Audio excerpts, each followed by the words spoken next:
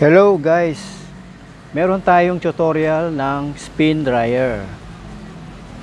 Paano mag-wiring ng spin dryer. Easy to connect and connect until spin dryer works. Guys, naglagay na ako ng connector ng mga parts ng spin dryer. Ang motor, ang capacitor, at ang timer. At power cord. Meron na siyang connector. Para madali siyang i-connect bawat isa. Guys, bago gawin ang wiring, kailangan gumamit tayo ng multi-tester, analog, para malaman kung alin dito sa motor na may tatlong wire, ang blue, green at gray, ang starting, running at line 1. So umpisa na natin.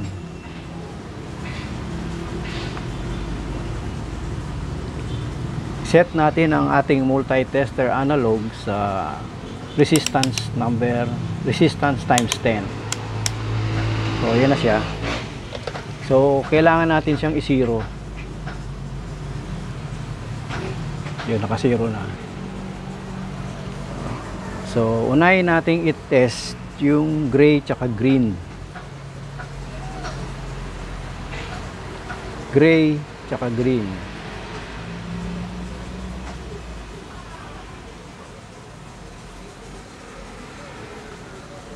So meron tayong 10 ohms.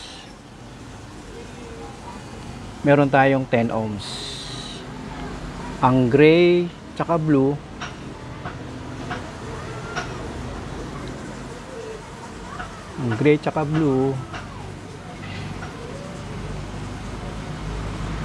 meron tayong 6 ohms. Ang green at blue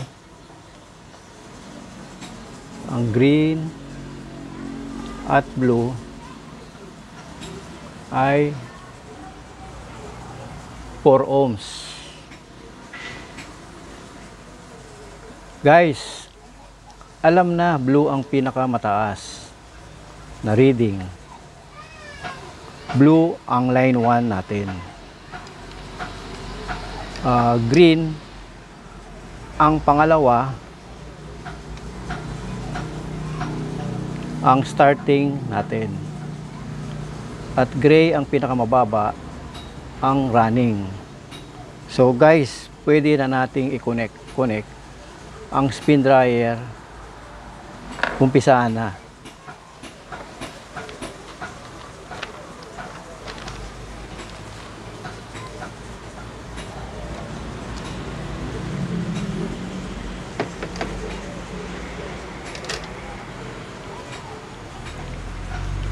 Guys, unahin natin ang starting. Connect sa green, galing sa motor, galing sa capacitor, i-connect sa blue ng capacitor. So ito po siya. So yung ating starting kulay green galing sa motor, i-connect natin siya sa kulay blue ng capacitor. So i-connect na natin siya.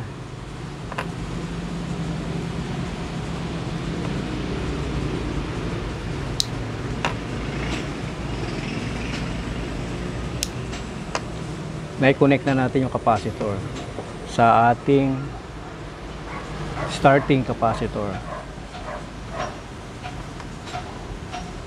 Starting capacitor.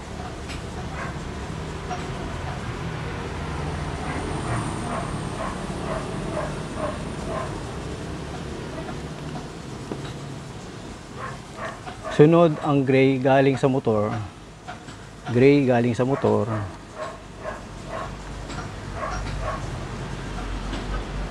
Sunod ang gray galing sa motor. Ang running natin i-connect sa kulay orange ng capacitor at blue galing sa timer. So ito po yung gray galing sa motor, i-connect natin.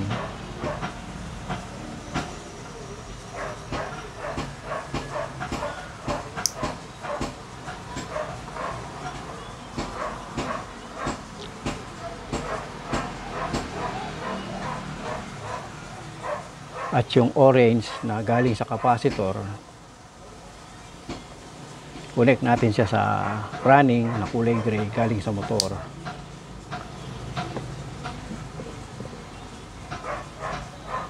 At ang blue galing sa timer, i-connect din natin siya. So ang timer, i-connect din natin siya. So connect na siya. Ang gray na galing sa motor, ang orange galing sa capacitor, at ang blue galing sa timer, kinonect na natin. So connect na siya.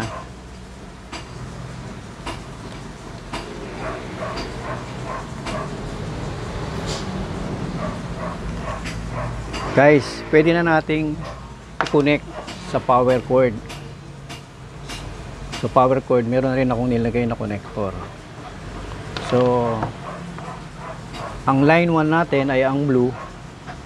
I-connect natin siya sa power cord.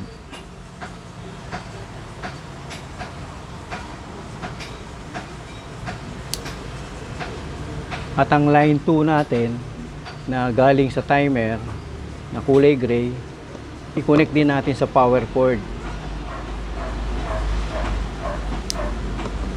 Ayan siya guys, na-connect na natin siya. So connected na sa motor, capacitor, at timer. At higit sa lahat, yung kanyang power cord na ikabit na natin. So pwede na natin isaksak ang power cord sa 220 volts para po mapaandar na natin itong ating spin dryer.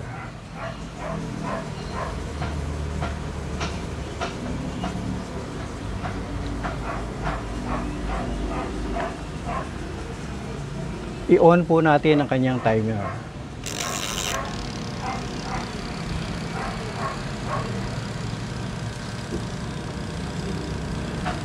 Guys, pag ang cover ng spin dryer ay nakasara, so umaandar po yung kanyang motor. So ito po siya.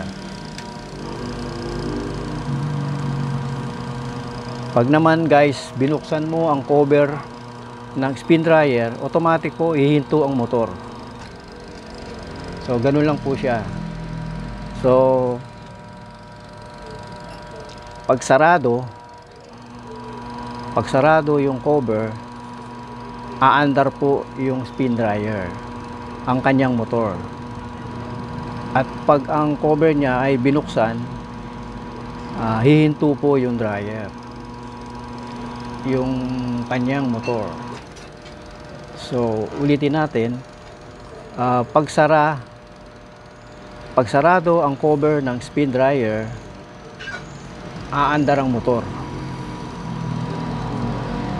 Pagbukas ng cover ng spin dryer, hihinto ang motor. So yun lang guys, okay na. Salamat.